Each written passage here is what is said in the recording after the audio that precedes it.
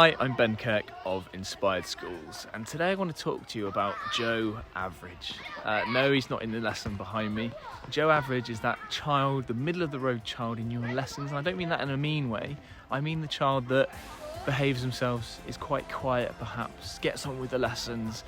You don't really notice them when they're always doing exactly what you expect of them during the lesson.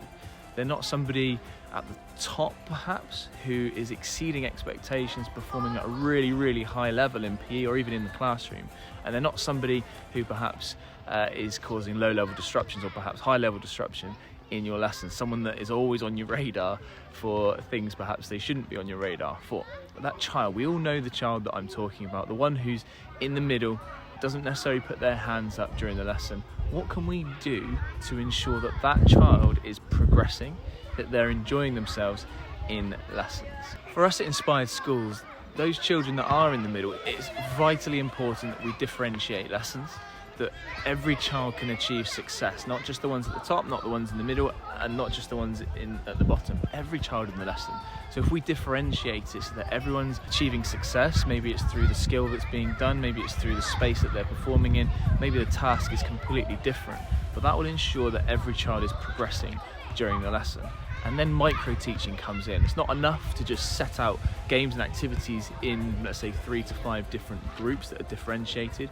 We then, within that lesson, need to micro-teach. We need to go into those groups and see what they're learning, see what they're working on. If it's a netball pass, which is what's going on behind me, you can ask them questions about their technique, perhaps to the middle group. To the higher end group, it could be questions about space and movement and how can they overcome their opponent with a certain tactic or strategy. And for the ones that are perhaps at the bottom who might be struggling with some of the things, it would be a more technical approach of, yes, asking them questions about how to do that pass, but also role modelling and modelling that behaviour, modelling that technique so that they can learn the more technical side of things, and then as you progress they might be able to go into more skill-based stuff. So that's really important that we micro-teach and we work to each individual need within that lesson as much as we can. And finally, it's quite a high level thing to do, but can we ask questions without relying on children to put their hands up? And if you're working with a new group of children, this is difficult, but as we get to know the children better, we know the ones that can answer those really high, open-ended questions about the tactical things, about why it's important to be in a space, or whatever the question may be.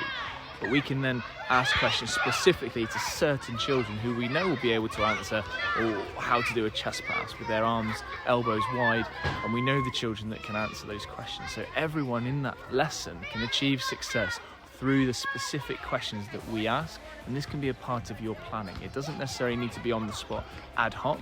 You can plan the questions before the lesson. Well, I'm going to ask Joe Average how to perform a chest pass. What do I do with my arms? What do I do with my fingers? What do I do with my feet? Whereas another child who's in the top group, you might be able to ask and plan specifically the question you're going to ask them about specific tactics. We do all this at Inspired Schools. We observe our coaches multiple times during the day. It's a chest pass gone wrong just there.